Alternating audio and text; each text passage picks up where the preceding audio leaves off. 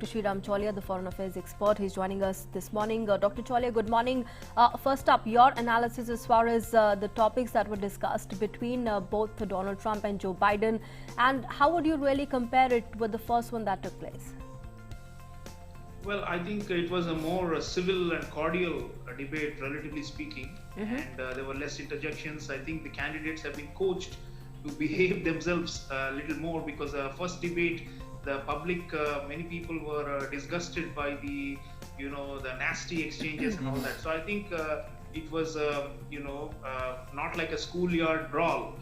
And I think viewers, American voters who are going to choose 230 million plus people, they got a clear sense of positions this time on both domestic and international topics. So, and in fact, this time I was quite happy as a foreign affairs person to see more focus on national security and foreign policy than last time.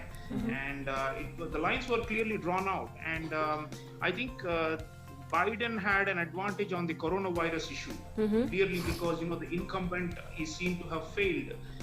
When Trump somehow tried to defend himself by saying it's a worldwide problem, it's not just in America, and everybody is suffering from it.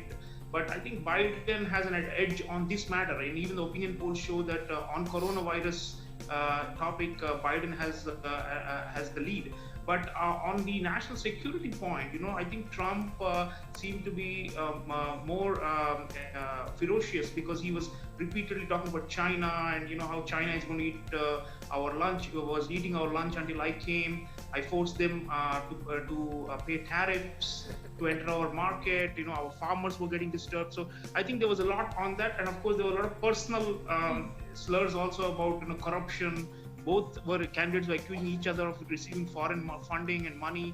What was most interesting to me was the question about election interference.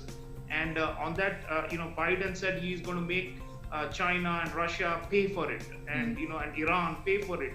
And on the other hand, Trump was going back to the point that Biden did not do any such tough measure when he was a vice president. So you see, the back and forth was a good dialogue and a strong debate. Really showed that Trump is trying to blunt the disadvantage of incumbency by putting the incumbency factor back on Biden by saying you had 8 years, what did you do on all the issues, on race reform, on national security, on healthcare, on the economy, climate, everything. So what did you do in 8 years?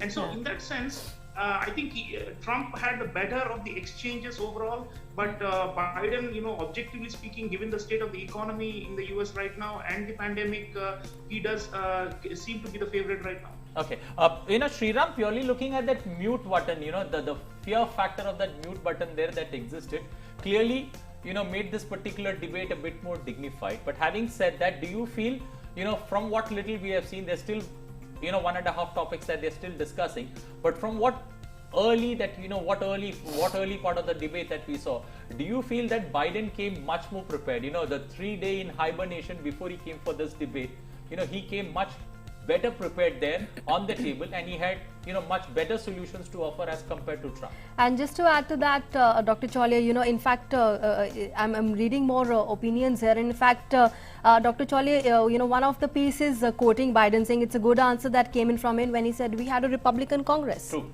So that was quite sharp and witty, isn't it?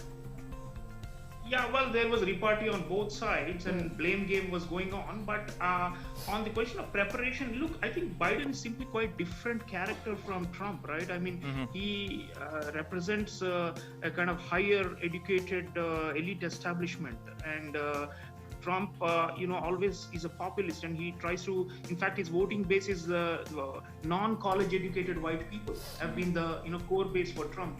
So Biden was citing New England, medical journal, and he was even mentioning his own daughter and that she's done research and these kind. And he was referring to Anthony Fauci and the scientists. He was trying to take the position that of knowledge and science.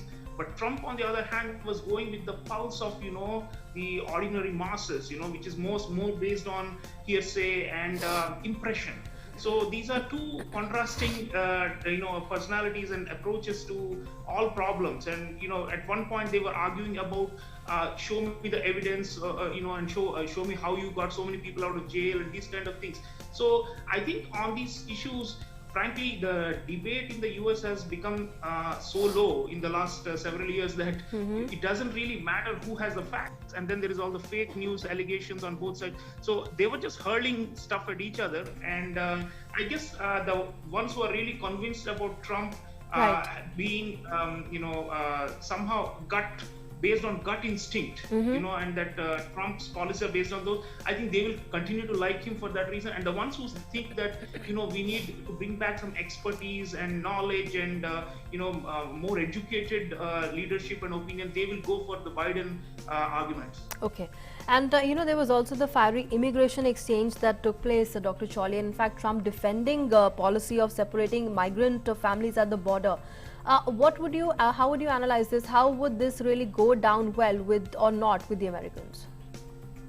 Yeah, that is a very central issue because, race and immigration have created the big social polarization in the US in the last several years. And Trump, as usual, stuck to his line that, all these illegal people were coming in and we stopped them at the border, and we have been very harsh on preventing illegal entry of aliens and all that. And Biden, on the other hand, took a liberal position that, people should be allowed to at least apply for asylum in the US. And why are we just, violating international law? So Biden was taking the liberal position that, he's talking about character of the US, that it's an immigrant nation and that kind of vision, multicultural vision. Trump was very clear that, we want to keep the bad guys out. And he talked about, these murderers and rapists coming into our country. So he is appealing clearly to that side. And of course, Biden tried to position himself as an inclusive. He was trying to always say that, there are no red states or blue states, it's the United States. That's the Obama line, we are a big rainbow nation, all of us should walk together. But Trump is, quite clear that his base is not in favor of this, mixture of races and religions. And he has taken a more, I would say, like a far right position.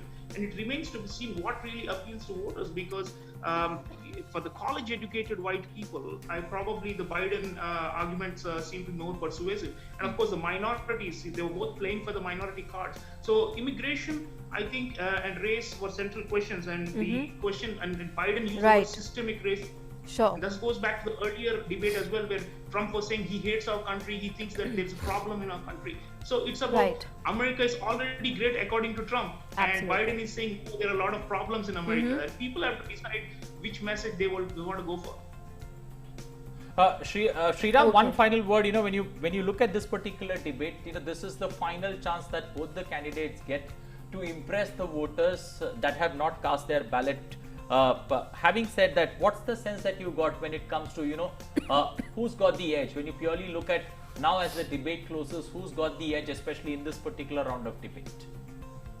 Well, I don't think this debate will particularly move positions one way or the other. Those who are fixed have already made up their minds.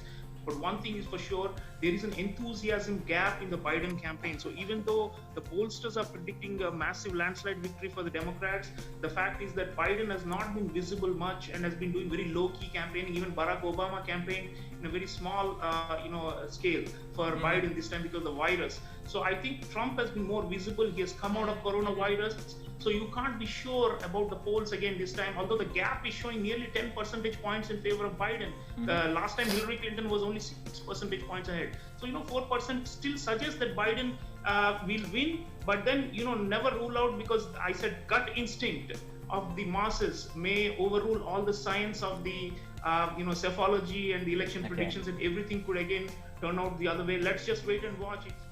All right. Well, let's just wait and watch how this particular election, this particular debate pans out. But as Sreeram puts it, an elitist Biden, they're clearly able to make sense with that particular following that he has, and he, as compared to a populist Trump, who was able to drive home the points, especially the points when it comes to immigration and also leadership, where he's trying to put 2-3 points to the people at